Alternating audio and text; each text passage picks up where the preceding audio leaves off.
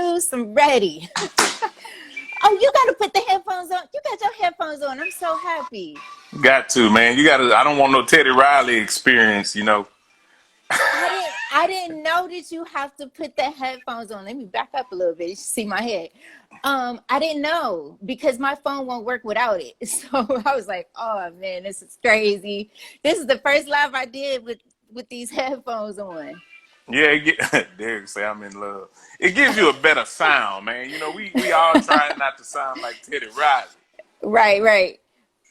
So today, you know, I'm honoring Bottz Day, right? So man, look at you. I say, look, let me go and rock mine then. You dig? Right.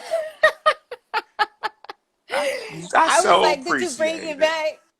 Yeah. Did you bring it back? Okay. Yeah. Okay. Don't do the Teddy like that. That is so funny. Right? Oh my God. So let's get into it. Let's go. The point of this is that I feel like people are losing their mind during this time, like literally, like losing their mind. And my world don't look like that. Right. And not that I care about whether people's perception is like, oh, you all happy, you see what's going on. I'm gonna still be happy because that's what I feel. Right. I gotta be true. I gotta be true to who I am. So I think that bringing on my friends and business associates and just having a regular conversation, I think that interviews are kind of played out. I hate them sometimes because it's like, where did you get started? How did you start? Like, I don't want to like fall into that. I want it to like naturally flow. And that's the point of this, is that hopefully, you know, through our conversation, somebody will be inspired, you know, and of course, most of my guests so far have been producers because I think you guys got the greatest job in the world. I really do. Yeah, I got my water. We do. I got mine too. I don't want my palate to get all dry. So, you know, don't want to be choking on live and somebody screaming. Right, exactly. So, wow, that's crazy. You got the shirt on too. I have to. This the D-Bottz brand, man. It's Free Yourself Friday. Everybody looks forward to Friday. You know, the thing about people don't know about Free Yourself Friday, it started out as a joke like 8 years ago. I think I just did it on just random. And I didn't do it consistently every Friday. I would do it like once a month. And then like my homegirl was like, man, you need to keep doing that. That's funny. It's funny. And so I did it. Like I started doing it. Then another chick was like, you need to do some T-shirts, man. It's a movement. I did the T-shirts. And I mean, it was crazy. It just... like people would literally be in my inbox like, what you gonna do this Friday?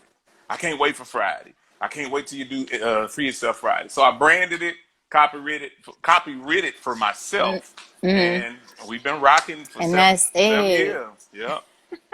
Selling shirts, hoodies. We got masks now since we're in this mask society. Right, we are. Hats. We done sold everything. So we, you know, halter tops for the summertime in H-Town because it get hot out here. So we got merch. Yeah, we got Free Yourself Friday merch. So it's, you know, it's a movement. It's not a day, but it's a movement. So it's definitely a movement. So how did you get started?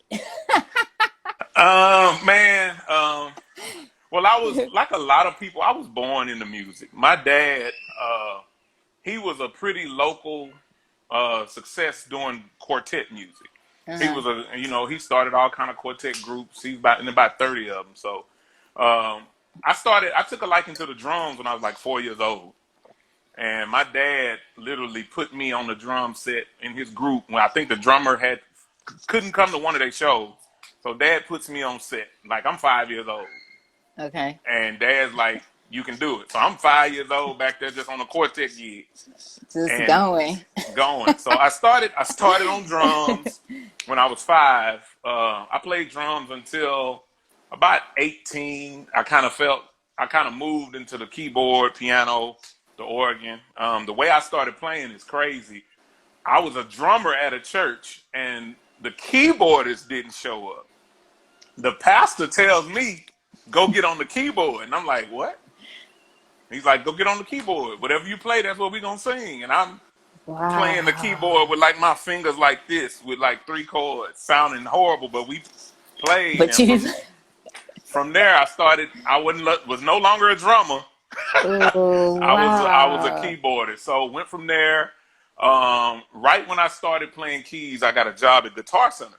And like most musicians who go to Guitar Center, I went there just wanting to get a discount on the stuff, go beat on stuff all day because I still like the drums and just all that. So while I was at Guitar Center, I started playing on these keyboards that was coming out, and I started producing. I didn't know what a track was. My very first track, I was playing on this keyboard called the Korg Triton, and Scarface, a local rapper, well, he's not local, but Scarface from the Ghetto Boys, he comes in and he says, "How much do you want for that track?" And I'm looking at him like, "What track?" He's like, "Did you just do that on the keyboard?" I'm like, "Yeah." And he's like, "I'll pay you whoop through whoop for that track." That's how I got started. Just like that. That's like that, because I ended up going to Scarface's house with the keyboard and dumped it from there. And from there, that's really how I got started. That was in 2000, the year 2000. Wow. So Scarface was my first track. Wow. So, yep. Well, that's a good start. Yeah, it was cool. I think I wasn't in like music at all. I was an EMT and working as a medical assistant for many, many years. So I did that for a while, and it kind of just happened, you know, along the way for me. And I interned with Dave Tolliver from Men at Large. Okay. And then I transitioned and started my own business, and my first client was Focus from Aftermath. I do remember. I remember. Yeah. That's how we met. Right. On Twitter. I think me and Focus were following each other, and I think you started doing some work with him, and then I think he reposted one of my tracks I did or something like that, and then you requested me, then I request, networking. And then you start doing your thing, you start supporting, and I'm like, man, she's supporting, so I support her. That's basically how it was. Right. Yeah. And so I remember those Focus days. I remember those trips. Oh man, that's crazy. Oh, where is he? That took you to the top. Who was that? I ain't see who said that. What? Somebody said you did that crash cut joint and it took you to the top. It's probably one of my friends, man. It's a delay. It's a delay. Did you say I got a delay? Yeah, some kind of delay. Oh Lord, is it you or me? I know, right? I don't know. I swear I got good Wi-Fi. I do too. I don't want to be Teddy Riley. Don't make me be up here talking about hi. What up, Pat? So that's how I got started. Yeah, that's how I got started. That's amazing. And then you've been going ever since. Ever since, man. I've been blessed to just navigate through this industry that changes every 3 to 4 years, because the sound changes, the talent changes, the look changes, and you have to be able to adapt to these changes, or you'll kind of fall, you'll be living in the past trying to do some 1988 beats and sell them to these 2020 rappers, and it ain't gonna happen. It ain't gonna happen. So Magic Johnson, he got a quote, and it says, "Always be ready to adapt and adjust." So that's how I said, So I'm moving into this digital age, I guess. Like, we on this live. Yeah, I had to. I haven't recorded anybody. The studio had to close, so I've been closed for 4 months. So I haven't recorded anybody in 4 months, and I've been able to. You have to adapt. So what I started doing, I don't know if you reposted it. My virtual classes for people who want to engineer, and that kind of just took off. Like, I got all kind of people like, man, I want to learn. Man, I want to learn how to do this. Man, I want to learn how you do this. Man, I want to learn how you do this. And so being that I can't, the only thing I really can't do right now is record people in the studio, because I'm still producing. I'm still able to produce from the house. I still go to the studio by myself. By yourself, yeah. Just to vibe out, and kind of, it's different producing at home and producing at the studio. You just have a whole different vibe. So, I'll go there and work by myself. But you know, this COVID has canceled me. I was on the verge of, I had all kind of crazy things happening.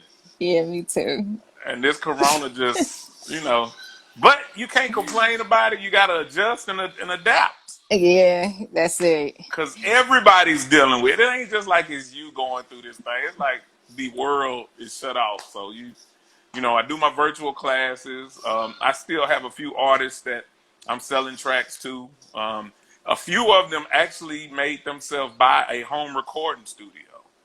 Really? Yeah, because I'm like, look, you ain't coming out here no time. So, because I work with a lot of people that's not in Houston. And so, like, my client from Baltimore, Mika Morrow, her and her husband was like, look, we just going to buy a studio for the house. And we just going to do it here. You send us the music, and we'll take the classes and learn how to do whatever we got to do. And you send it to me. And I've been getting a lot of mixed projects because everybody's working from the house. Or there's some studios that's still open. So some people are still able to record. And they like, Bottz, I need you to mix, whoop, whoop, whoop, I need you to master. Like right now I have three of the top, I ain't gonna say the top, let me not say that because people will say I'm being partial. 3 of the dopest Houston musicians that have like bands, I got their projects right now that I'm mixing. I got Ant Boogie and the Vibe Orchestra project. I've got Ronnie Coleman and Merlot Music, and I got Pat Williams. He was just on here. I don't know if he's still on here. I got Pat Williams on here. I'm mixing all that stuff. So still working, you know, still able to, you know, maneuver. I can't maneuver like I want to maneuver because I got people out of town who want me to come work, and I can't do that, you know. Dang. But you just kind of got to adapt and, you know, wait this thing out. That's it. And that was the purpose of having these conversations, something to take me outside of what's going on, I guess, in the world. How do you choose? Yeah. Okay. How do you choose like who you work with? What does that look like? That's funny you to say that because Houston has a lot of talent. Houston and the surrounding areas has a lot of talent. And I really think that in this big scheme of things in the music scene, we're not properly represented. And there's a lot of people that I meet, but it's not just talent with me. I've been doing this long enough to see like, what's your drive? Are you know, what's unique about you? Do you sound exactly like so and so? What do you? And artists will tell you when they sit down with me for the first time, I'm doing the questionnaire interview you was talking about. Before I play one beat, before we talk about money, where you trying to go? What you trying to look like? What's your image? I ask all of these all the questions. There's been times by the time they get through answering, I'll say, well, I'm not the producer for you. And it's, you know, it's nothing personal. And the thing a lot of people try to do is put the personal to it. Well, I thought we were cool, but this is business. It's a difference. I don't need your money. I'm not going to waste your time. I'm not going to waste my time. So you said, advice doesn't be like that all the time. I'm at the point in my career, you know, this marks my 20th year.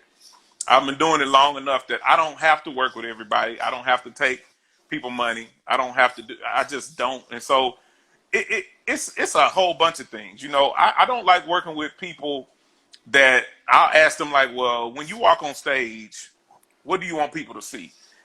As long as people can give me some real stuff, I don't want to hear like, well, I want to do what Beyonce. No, I don't want to hear that. I want to get on stage, the baby. No. What are you? What's gonna make you different? What's gonna make you different? We got them already. We already got them. So it's a lengthy process. You know, before I work with an artist, I do my research. I look at their social media. I check out their YouTube. I'm a studier. Like I like to read. I like to study and make sure by the time people come into my studio, I already know how they are, who they are. I done told them about this song they did on their YouTube and this song. They're like, dang, yeah, I do that because I ain't trying to be blind, you know. And I chastise a lot of people because I'm like, y'all don't like to read and study. I just want to make y'all just want to get a beat and come in the studio and record. That's not how it works. Dang, yes, you do. She was one.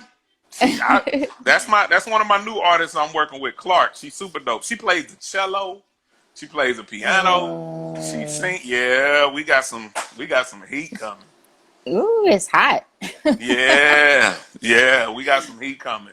So it's just I think working with so many people has just brought me to a point in my career. Like I said, I don't want to waste anybody's time, including mine. And it's not about money for me. It's not about, well, let me swindle some. One thing I learned sitting under Pimp C, he always said, do good business. Do good business. Bottz, whatever you do, you know, you super dope, you super talented, do good business. And that's been one of my things. You know, people can say a lot of things about me, but the one thing they can't say is I've ever messed over them. I've had to give people full refunds. I've given people free studio time. I've given people free tracks. Whatever I got to do to keep my name good, I'm going to do it. And, you know, I think you can't think you're going to prosper in this game messing over people. You may have a little temporary success, but temporary success is not the same as prospering. Prospering is doing this for 20 years. And still being good. And still good. Your family can still eat. Little success is, you know, you may have a 5-year run where you're doing good, but you're doing bad business. From when I started, I look up and I'm like, man, they not there no more? What happened? Where'd they go? That may not be bad business. Today's music is at a different place than it was 10 years ago.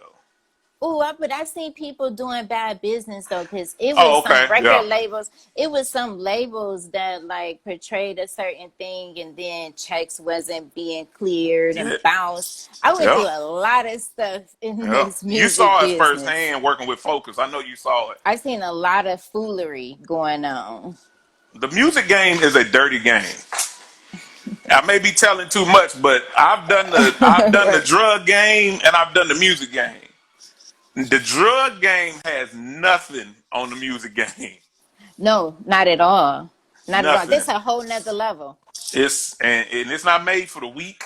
It's not made for those who can't take people talking about you. It ain't made for, you know, you have to have thick skin in this business. Because I can tell you one story. I don't know if Moshe might hop on here. When I first did, I did this song called Going Crazy for this chick named Natalie. And that was my first platinum hit. And it was the #1 song in Houston for like 2 months. So this was like 2006. So I'm thinking I'm a ride. I'm the man in Houston. So my homeboy, Eddie Kane, dope writer, he set up a meeting for me to meet Jermaine Dupri. So I done got some money from this record. We done flew out to Atlanta. I got my like 10 dopest tracks. I think I'm like, man, JD gonna want to sign me. I'm the man in Houston. Man, we got to the So Def Studios. He played the first track, I swear it was like 7 seconds. Next, he played the next track about 10 seconds. Next, he played like 5 tracks and maybe a total of 40 seconds.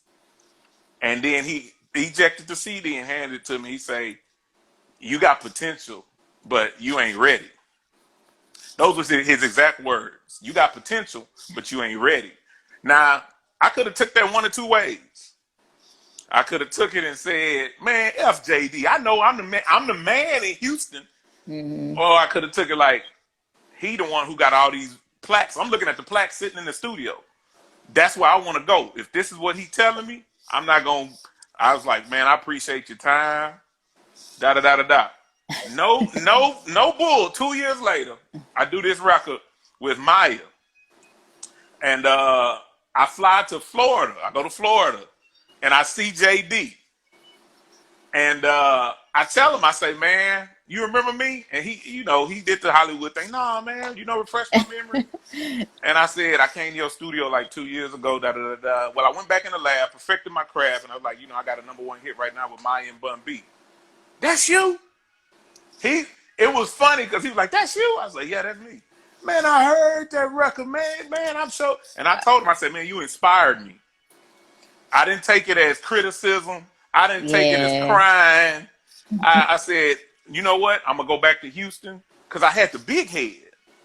And sometimes you need that humbling experience to kind of be like, well, I really ain't, I got me one little hit and So I came back and worked on my craft. I didn't sell no beats for like a year. I was working in the lab with this dude named Christopher Moore, and he ended up writing a song for Maya. But we were literally in the lab every day cutting like 8, 9 records. And I wouldn't let nobody hear him. I was just like, nah, man, that ain't good. So I ended up meeting Eddie Kane. I mentioned him earlier. I credited Eddie Kane with a lot of my career. Eddie Kane, the song Lil Bow Wow had, Ghetto Girls, you like how not? That's him singing the hook. He wrote that. He also wrote Good Old Ghetto for Dave Hollister. He was dope. He taught me how to do records because I was just doing beats. I was just doing beats, slanging beats. He taught me how to produce. He taught me how to do records.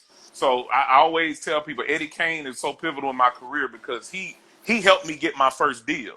He flew me to New York to meet with Bruce Carbone from Universal Records and Eddie F., who was managing them 2 girls who did I met with all them. So Eddie Kane, he showed me how to go from a beat maker to a producer, and it's a big difference. Because I ask that question all the time. Yeah, it is. It is a difference. Now, don't get me wrong. There are some dope beat makers out there. There's some dope. I mean, you listen to. I know this kid that's 16 in high school, and on his lunch break, he on his laptop killing. Can you imagine how he gonna be when he get grown? Oh, but you put him in the studio with, let's just say, a Beyonce, and she say, well, look, I love that beat, but I need something that's, in B minor with da-da-da-da-da. They got to call me because they just make beats. And they don't, perfect your craft and learn how to play chords and learn, and some people made a living like that. I ain't knocking it. But I learned how to produce records. I know I can take a record from scratch. Vocals, backgrounds. I ain't no singer, but I know how to vocal produce, which is weird. First time I met Maya, that's a funny story. She was recording down here at Mad Studios, and when I walked in, she was doing this run, and the run was off. So I walk up to the talk back while she in the booth, and I say, "Hey, that's not how it go. It go da da da da da." And I said it, and she looked behind the mic like, who is this? And so she ended up doing it, and she came out the booth, and she was like, and you are? And she was finna pull that Hollywood on me. These jokers be Hollywood, but I'm the wrong one. I'm the wrong dude to be Hollywood with. And she was like, you are? She said it just like that, and I was like, I'm D-Bottz. Oh my God, this is your beat? I was like, yeah. I love your track, da-da-da-da-da. She's like, okay, you can tell me which run to do. I was like, I was going to tell you whether you told me right.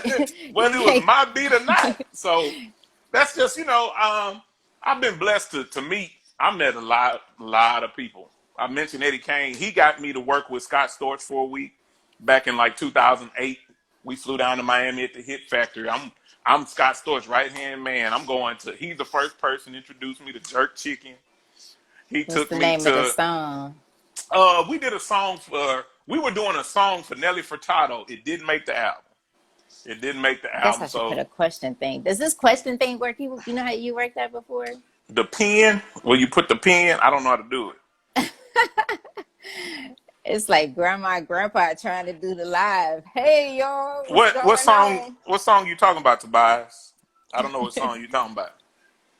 Whatever song you talking about. But I've been blessed to work with a whole bunch of people. Fantasia, LaToya Luckett, Maya, UGK. What's that group from New York that I did some stuff with? Not the group, Cisco's group, the little boy that was producing. I don't even call him little boy. Nico. I've been able to work with that. with Richard Dent, the dude who did Survivor for Destiny's Child. I've been blessed to work with everybody. a lot of people. So a little old boy from Houston, Texas, just like making music. Grew up beating on the tables in high school and having rap sessions with my boy Corey Moe. Corey Moe's out there in Atlanta. I've been knowing him since we were in 3rd grade. He's doing his thing out there. So it's, just been blessed. Just been blessed to keep going. I tell people I may not be the greatest player, the greatest producer, but I'm dope. I'm dope at what I do. You know, I've got 14 million records sold worldwide that prove otherwise. Yeah, you dope at what you do. You know, sometimes you gotta stunt. I ain't a stunting dude, but you know, sometimes you gotta. You know, my grandfather said it's a sorry dog don't wag his own tail sometimes. So, but yeah, I try to. You know, I got a whole bunch of people look up to me, and I try to give them the game as much as I can. Some take it and run with it. Some do their own thing. You know, music is crazy now because everybody's doing music. Like, everybody's producing, everybody's writing, everybody's an artist. So the thing about it now, you have to find your lane that's gonna make you different because it's so much copycat. It's congested. And that's another question that I always ask when I'm having a conversation. We're freezing. Okay, you back. Is that how do you stay your distinctive self, your unique self, when the industry is congested with Am I freezing again? Like, yes. Okay. Am I froze or am I good? No, you good. I don't know, man. Okay. You good now. One thing is, I purposely, when I drive or I do whatever, I don't listen to the radio. I don't listen to what's current now. I listen to old school radio. That's all I listen to. Earth, Wind, and Fire. My Pandora stays on Earth, Wind, and Fire station. But when I work out, when I work out, I put on today's hip hop, R&B, and pop. Because as a producer, I have to keep an ear for what the what's hot. But I'm not trying to sound like what's hot. I'm gonna put my own spin. Like, I don't try to sound like nobody. I may be inspired by a track or something, but I'm never going to say I'm finna do a track like da da da da da. So I try to be my own. Whatever I hear, I used to tell producers that that I used to mentor, produce what you hear and not what you hear. And I'm like, what that mean?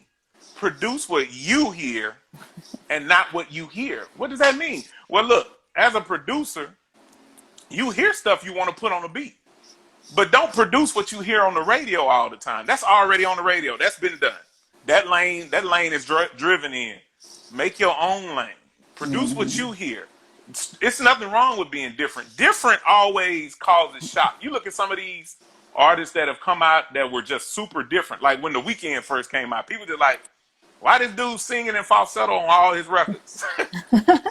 But then the Weeknd just blew up because he was different. He wasn't your Khalid. I can't understand nothing Khalid say. It sounds like he sing with his teeth together, but I love his records because he's different. I mean, every record sound like, but he different, and people love different. So I try to be a different producer than what people are doing. You gulping this water, man. Yeah, I'm thirsty. It's hot. It is so hot. Like, I got the light on, and it's like being on like a TV set. You know, when you got that ring light. It's real hot. Yeah, like it's real hot. I got one of those at the studio. I got one of those at the studio when we cut drums and they do video. I'm not getting under that. I'm a big fella. I'm fat. We sweat easy. I got down like 72. You slim. I'm slim, right. I'm slim and I'm over here hot and sweating like I need a fan, like one of those little desk fans. It's hot. Like, it's still dropping in the 90s out here in H-Town, so it's hot. Inspiration. Focus was a real big inspiration for me because, for one, he genuinely loved me, like really wanted to see me win. Like people in your circle that really genuinely love the person that you are, they want to see you win. Right. And he said that eventually I needed to start getting out because I was behind the scenes and I was cool with that. You were. I didn't go to red carpets. I wasn't with it, but I did finally go to my first red carpet. When Tyrese did Shame. Okay. I was like, wow, this is pretty dope. But still, yet my mind was still focused on who I wanted to meet while I was there and go ahead and go on back home. Because I still was working at nighttime. So I was doing music pretty much 24/7 and working at night because that was just the best time for me to work until I was able to transition into like, you know, full-time entrepreneur. But he inspired me, and then he said, well, you got to get out. So I tried that and then landed on TV, and then everything just kind of like took off from there. I was like, is that what he meant by getting out? Or did he was just saying like, start promoting myself? Well, I've been following you. I mean, it's been at least 10 years. Oh, for sure. It's been. At least. I'm just giving that, you know, it's been, but I remember, and I've watched you in your journey. I remember when you first started with Focus, and then I remember all of a sudden, like, you just popped up and you're like, I'm going to be on Steve Harvey. And I'm like, I say, how you go from being part of this to this? And I'm watching you on Steve Harvey, and I watched you on, what was the other show you were on? Dr. Oz. I made an appearance on Dr. Oz several times. And when I sat next to Bishop Jakes, because, you know, he was like, wow, that's a great accomplishment to have been in business for over 10 years. When it is true, and this is his words, it is very true that there are a lot of Black female entrepreneurs. I mean, you guys are on a rise, but they don't last. And so the fact that you've lasted this long, and I think is definitely based on just doing good business and being who I am. You can last in any entrepreneurial state, even though that's probably not a word. If you do good, that word is in the dictionary. If you do good business, you do, like I said, you know, people say a lot of things about me. I got real tough skin, so they don't bother me. But the one thing people can't say about me is I do bad business.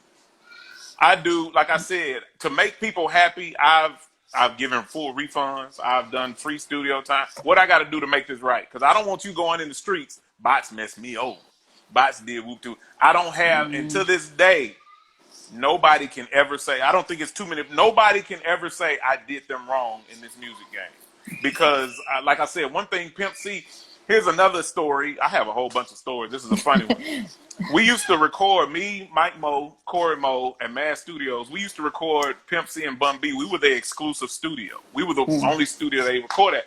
Well, this session, I think Corey was out of town and Mike was running late. And so he calls me like, Bottz, you by the studio? I'm like, no. Well, how close are you? I'm like 15 minutes. And so he's like, man, Pimp them waiting. So I go to the studio. Pimp mad at me. It wasn't even my session. But he said, he was like, what time was the session supposed to start, Bottz? I think it was like 2 o'clock or something. And I say, it was like 2:30. And he's like, and how much you was making an hour for this session? I say, well, you going to do this whole session for free because you wasn't on time. And I just kind of look, I'm like, this ain't even my session. And he said, you always be on time, even if it's not your stuff. And I was just like, I mean, it's kind of messed up, but okay, I get the principle. And a lot of artists will tell you, I am such a stickler on time. Like, look, if you can't be on time, you ain't trying to succeed. If your session at 2 o'clock and you text me, I'm leaving and it's 2. What? What you mean But I tell you what, you on that clock, your session time start. I'm at the studio, so your clock running. And if you don't get here enough time and it's a session after you know, I try to teach a lot of people the business side of this. The business side, when I took them meetings up there in New York, the very first time I went to New York, them people was fast. Man, New York changed my life because as a dude from Texas, we slow. We are a slow-paced culture. We known for lean. Lean slows you down. The world is like this. I went to New York for the very first time and watched these jokers. I'm looking like, these jokers is gone. What? They walking. They moving. I'm like, what? And so we had to walk from here. We walked to J Records. We walked to these records. I'm like, man. And they're like, you got to be here on time. Make sure you're here 5 minutes early. So, I'm like, y'all done changed my whole game because I'm sitting up here just Houston. We just laid back. That's us. It takes getting exposure. And I try to tell people that, like, you got to get outside of Houston because Houston will have you thinking this is how it is. And it's not. Like, I work with more artists outside of Houston than I do in Houston. It's just, I mean, they kind of get it. And, it's just, we're a laid back. We have a lot of talent here. Like we have, and I ain't just saying this because I live here, but Houston has to be one of the the most talent out of anybody in the world. I'm sorry. You talk about gospel, you talk about rapping, you talk about R&B, whatever. We don't have no pop. We don't really have a pop culture here. But them other three, especially gospel, like these church jokers out here, man, these church jokers are cold. They all want to be Kim Burrell knockoffs, but they cold knockoffs. Yeah. They cold. And I'm laughing because I'm thinking about your post. Which when one? You say church. Church, which one? I don't even know. You post so many. It's so funny. Church is the most funniest place you could ever go in life. Not a comedy show, not the movies. You go to church. I laugh more at church stuff than I do anything else. And I laugh. I'm a silly individual. I laugh at everything. Everything's funny to me. These jokers in church, man, the hollering, the falling out, the speaking it's hilarious. It's funny, man. You can't tell me that you look at these jokers trying to hit a note and they can't hit it, and then they say it's the devil. Everything is the devil. Everything that don't be working right is the devil. It's the devil. It's the devil. If the instrument, the dude on the instrument can't play, the devil done came in the church. Hey.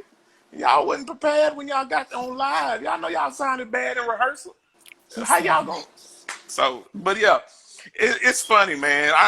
I believe, we all have our lanes, and I think I finally found my lane. It took a while, but you have to find your lane, and because wrecks and disasters happen when you try to cross in other people's lanes. Yeah.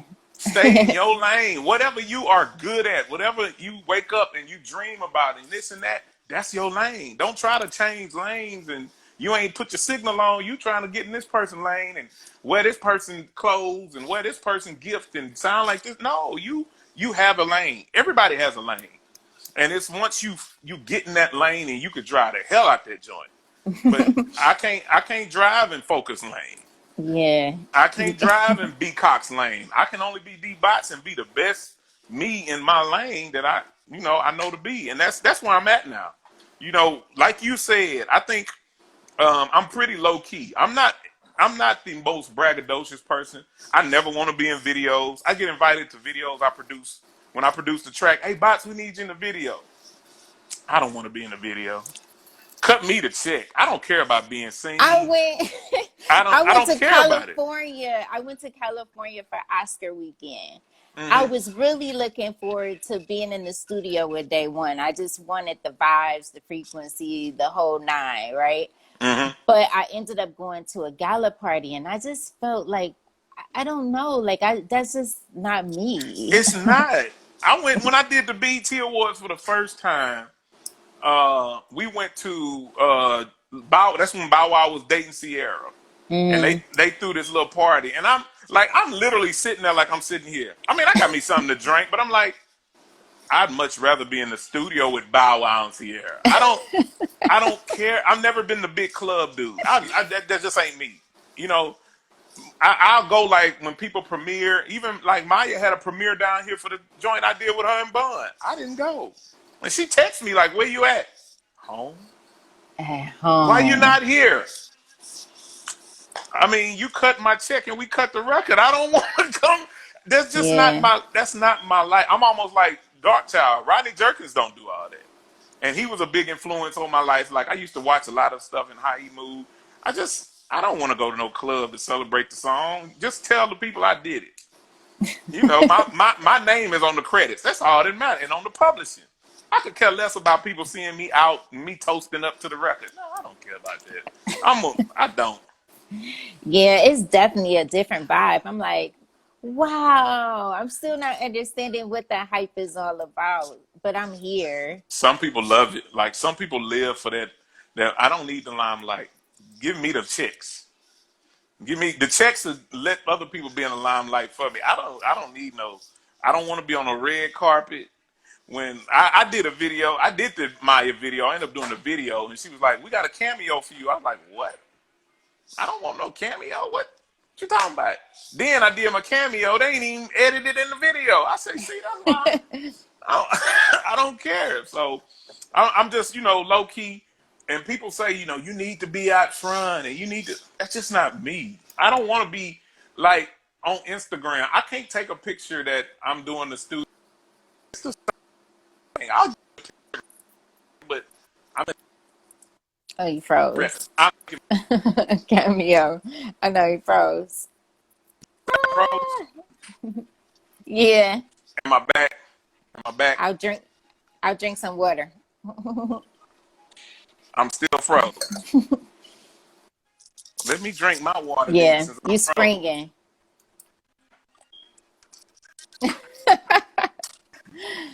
Whew, these lights is no joke. I probably could have just kept it on one.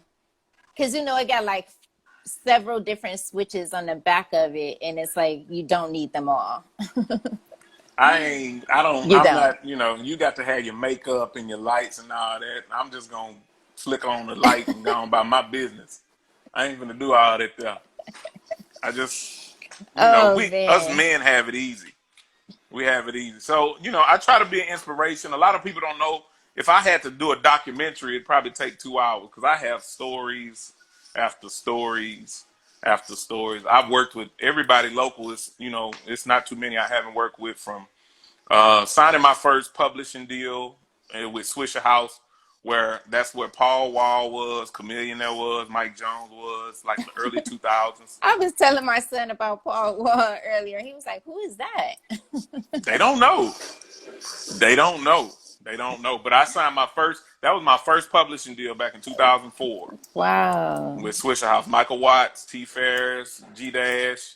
And that's how I was able to meet Slim Thug and meet Chameleon there and Billy Cook and me and this dude named Big Time, shout out to Big Time. I did a lot of records with him.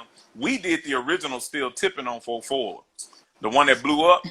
It sure did blow up. But that's not the one that blew up. The one we did originally had Chameleon there on it, where Paul Wall was. But they had some kind of whatever, and they ended up putting Paul Wall on it, and they changed the beat. Carnival Beats them did it, I think. Them my boys out of Austin. They did it. And, but we still got a check, so. That's all. Sounds good to me. Ain't tripping. So, from there I went to Rap-A-Lot. Everybody knows who Rap-A-Lot is.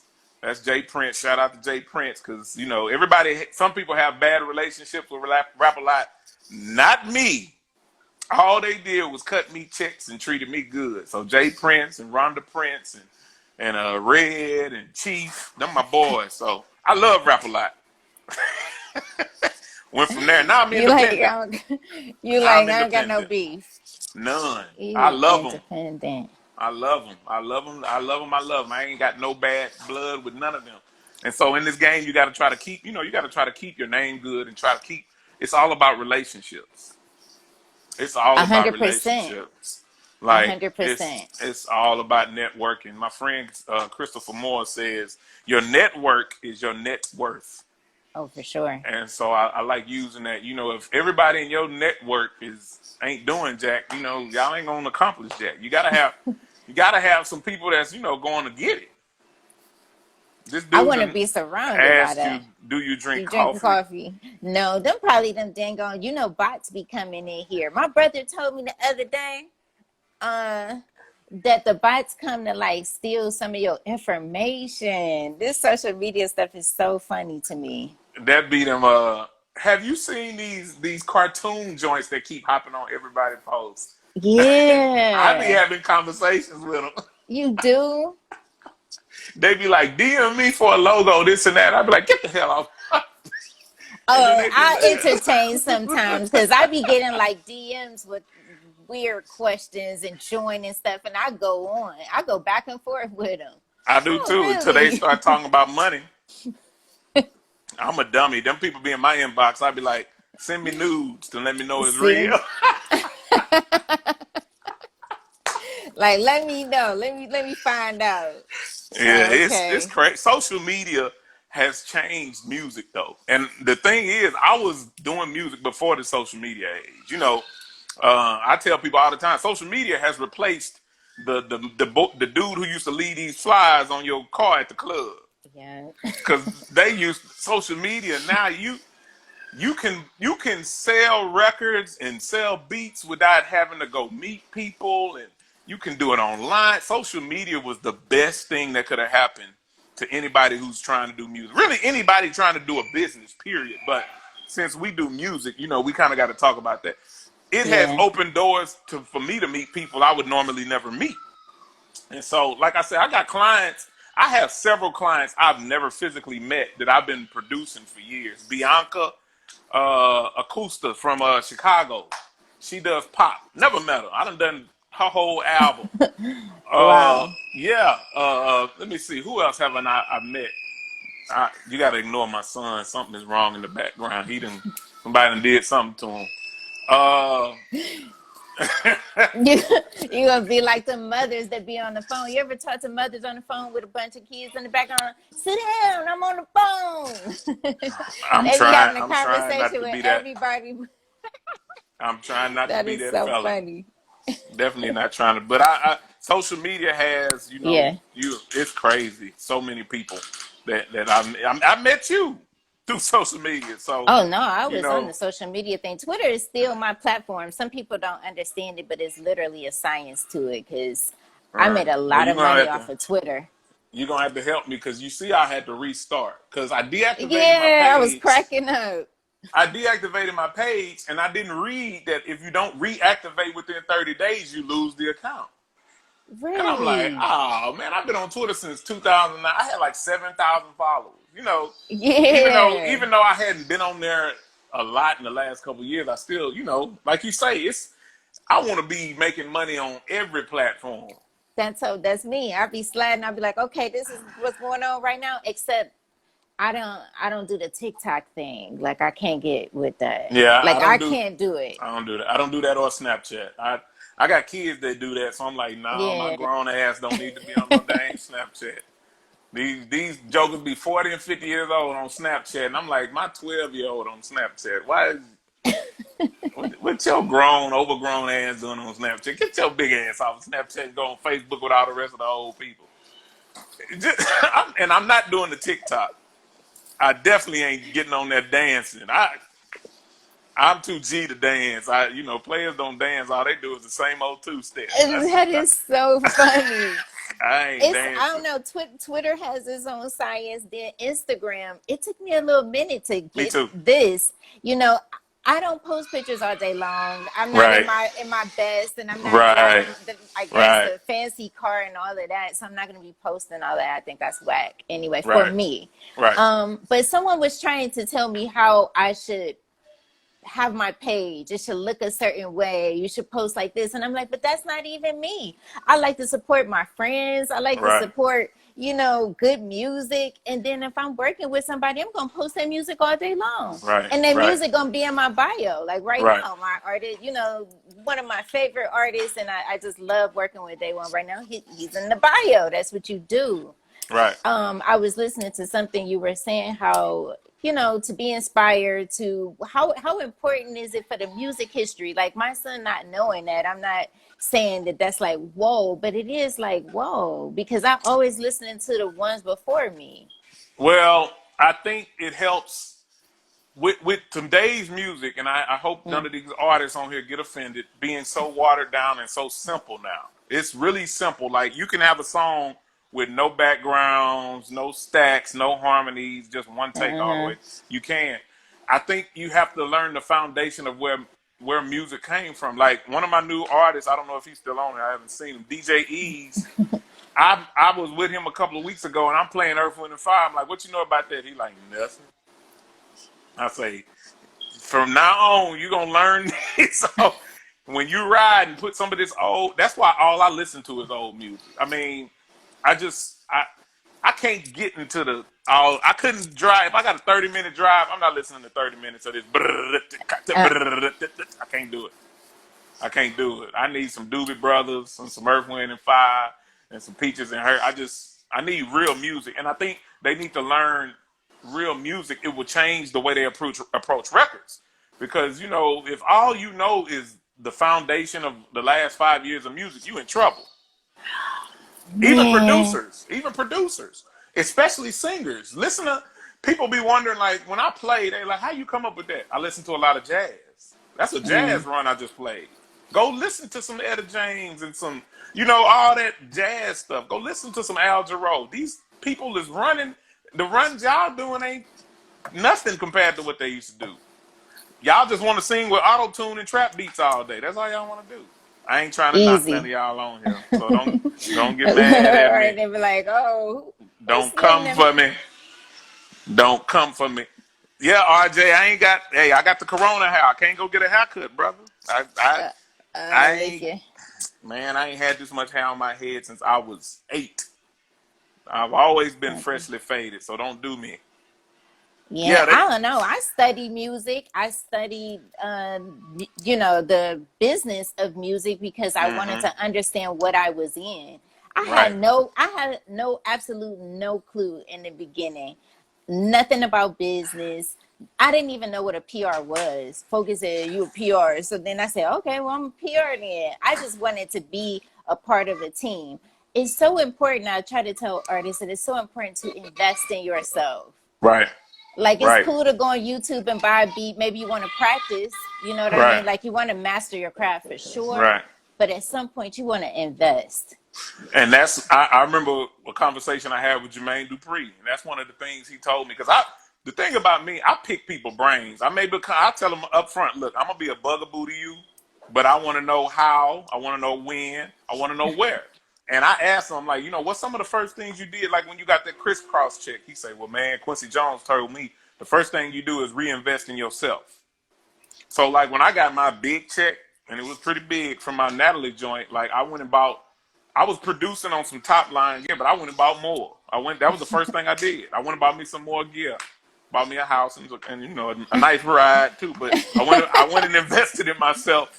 And got me some more gear. So you have to invest in yourself as an artist, producer, whatever you do. You got to. Reading. People do not like to read.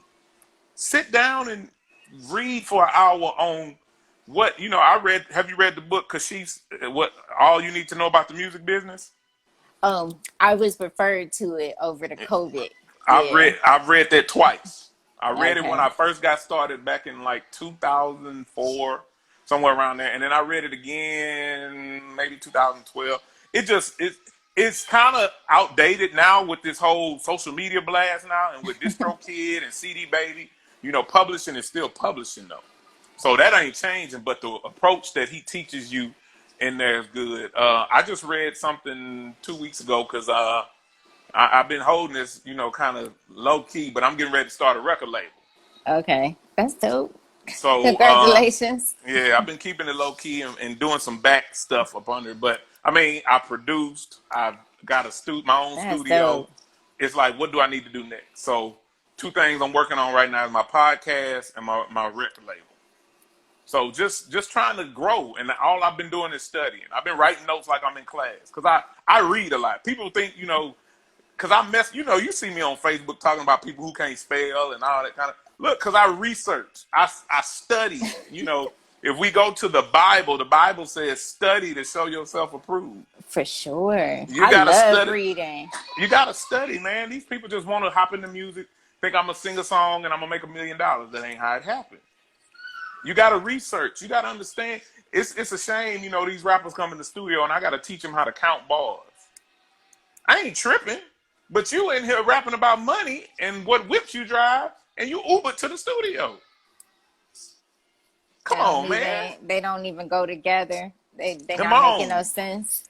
Where's your foundation? And I'm glad I had the foundation of being able to work, like I say, with Eddie Kane, being able to get hurt. You can spell. I said smell. That is so funny. Being able to get cussed out by Pimp C and being able to be around Bun B when they working and just seeing I've been able to teach that ethic to other people. Like I didn't get here by accident, and I ain't done. I ain't arrived. But like I tell people, until you have the success I've had, you can't really, Do you ever think the mission is complete, or do you keep creating? I think you have to evolve. That's what I'm saying. I've come from being a drummer to a keyboardist to a producer to owning my own studio, what do I need to do next to evolve? Right. Well, look, all this knowledge I got, I need to do a label.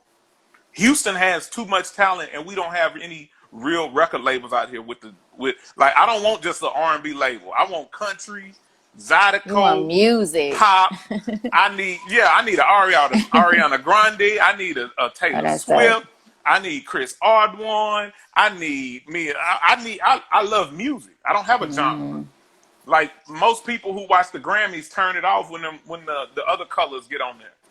I sit and watch it from top to bottom because I want to know what kind of music you do. Because if you need me to come in the studio and produce it, I want to know what it sounds like. So, I try to be versatile. My ears are always open for genres. I don't listen to just one genre. I produced everything. I produced Zydeco. I've produced country. I produced rock. So, you have to evolve. Like you went from being PR to doing the stuff with the TV and you can't. You do have to do that. If not, you're gonna be the producer who had some good hits in the early 2000s who can't get no work now. Which I think is dope too that you're teaching, because I didn't start teaching being a PR yet. I do plan on doing that, but I started talking to the children because I think that's where we need to plant our seeds. Right. And my daughter, I posted it yesterday. My daughter, and it like shocked me. I wasn't able to record her or do nothing because of Corona, but she was able to record, and I mixed the song and all this and that. And like my daughter's the next project because she's an artist and she's dope.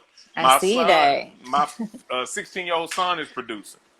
I gotta, he wants to be the next whatever or the first of him. I told him, don't be the next so and so, be the first of you. So like you say, you have to give back, and you got to start with these kids because they love music. The target age for a record about 10 years ago was 18 to 32. I tell my artists now it's 10 to 20.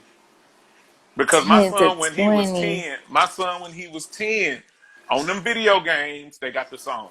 On them basketball games, they got the song. They know all these songs on the radio.